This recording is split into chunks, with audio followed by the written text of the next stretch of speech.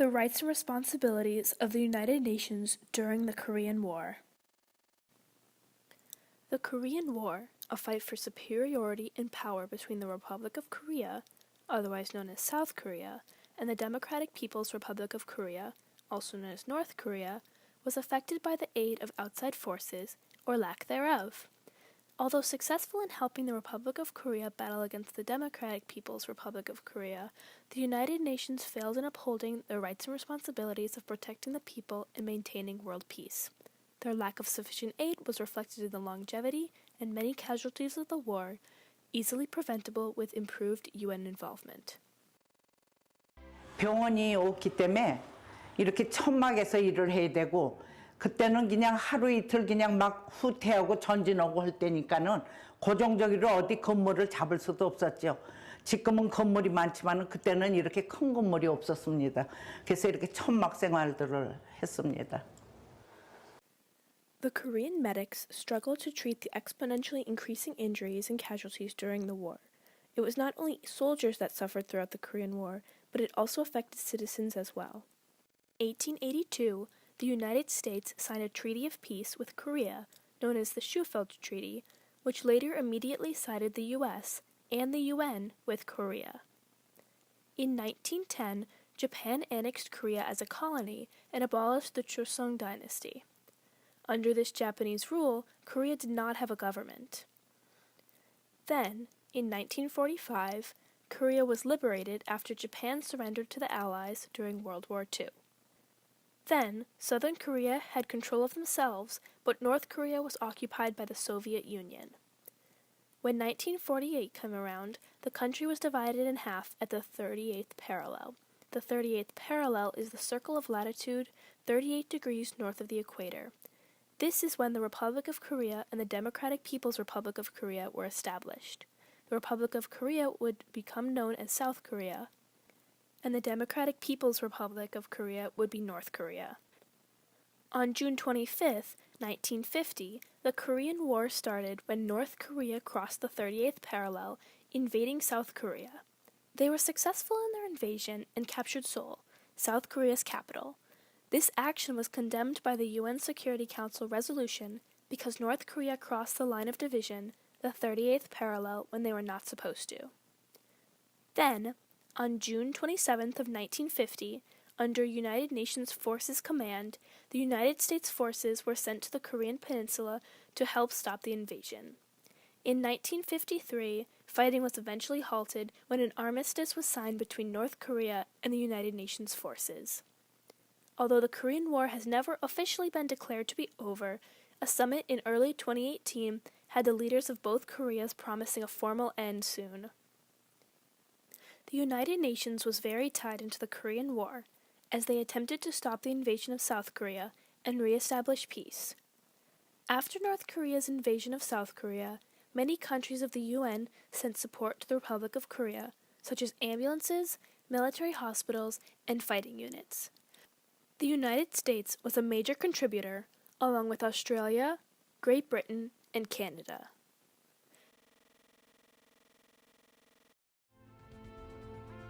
미국은 병원선, 그러니까 배 자체 큰 배 하나가 병원이에요. 그 병원선이 와 있었고 미국 말고 가장 큰 역할을 해준 나라는 이제 스웨덴, 덴마크, 노르웨이입니다. 그래서 덴마크란 나라도 병원선을 파견해줬고요. 또 스웨덴은 적십자병원을 부산에 차려줬고 노르웨이도 전선을 따라다니면서 이동 신경외과 병원을. Just as Kim Sang-Lei, professor of the Medical History Culture Center, states, there were other countries that supported South Korea during the war. The United Nations Command helped mainly with strategy and military efforts against the communists in North Korea. The United States and Great Britain provided resources for the United Nations Command, including naval and air power, artillery, and logistics. At the beginning of the war, the Republic of Korea was small, equipped poorly, and without necessary resources, making it easily defeatable by the North Korean power. However, after a couple of years, it became a threatening enemy to the communist North Korea. 북한군이 이제 그 북한으로 철수할 때 우리 병원들이 갖고 있었던 의약품 다 가져갔고요. 그리고 의료 기계 장비 다 철거해서 다 가져가 버렸습니다. 그래서 우리가 서울 수복 이후에 돌아왔을 때 사실 폐허나 다름 없었습니다. The Republic of Korea did not have enough medicine and resources. Thus, even though North Korea no longer occupied Seoul, the capital of South Korea there was nothing they could build upon. This was the moment where the United Nations had the responsibility to support Korea so they would be able to re-establish a new society without the conflicts and problems associated with war. The United Nations was created to establish and maintain peace. As the United Nations Charter states, the purpose of the UN is to maintain international peace and security. They also uphold the Universal Declaration of Human Rights, which protects against discrimination and keeps the people safe and secure, no matter what country they live in. They promise to be unbiased and unprejudiced towards world powers as long as these countries are for human rights and equality. They also aim to help with peace between nations and to solve world problems. The UN is meant as a meeting place to come to a common decision before acting, so all nations can be in agreement going forward. It is also important to note that at the time of the Korean War, the U.S., under President Truman, was a major contributor to the resources used by the United Nations. The United Nations Security Council has the majority of the power of the UN, as it is comprised of 15 countries, 5 of which are permanent members. These members are the United States, France, Britain, China, and Russia. These 5 have veto powers on any sanction. Although the General Assembly can overrule a veto, this is a long process and they rarely do so. It is also important to note that at the time of the North Korean invasion of South Korea, the Soviet Union was boycotting the UN. They also generally abstained from voting anyway. Had they voted, or been able to vote if they had not been boycotting, they could have vetoed UN aid of South Korea, resulting in a very different outcome of the war. The United Nations still should have done more to aid the Republic of Korea, as seen with their somewhat limited actions in the Korean War. Also, although the majority of the United Nations aided South Korea, China and the Soviet Union sided with North Korea. In Article 2 of the UN Charter, it is mentioned that all countries should act unified with a common goal and action plan. This shows the UN failing to uphold their standards of showing a united front, immediately representing their failure to uphold their responsibilities during the Korean War. Although the UN's actions were within their rights, they did not adhere to their responsibilities of maintaining and creating world peace. To avoid conflict with the Soviet Union, the primarily United States UN changed their mandate from international peace and security in the area to conditions of stability in Korea and a prompt withdrawal of troops. The Soviet Union still did not approve of this, but did not openly act against the mandate.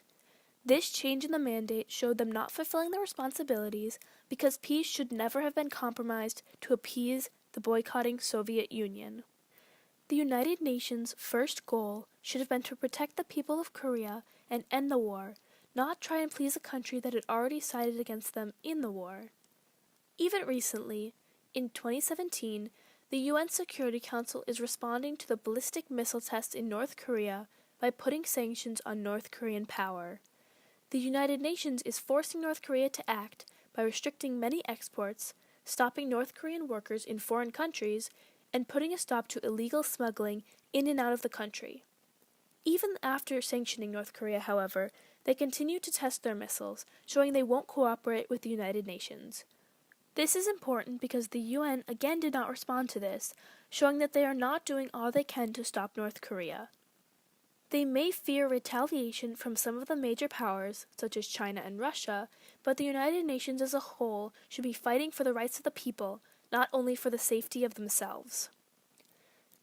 In conclusion, although the United Nations' actions were completely within their rights, they did not fulfill their responsibilities of protecting the people of the world, as they sacrificed thousands of people's lives in their attempts to please the Soviet Union and save themselves from any retaliation.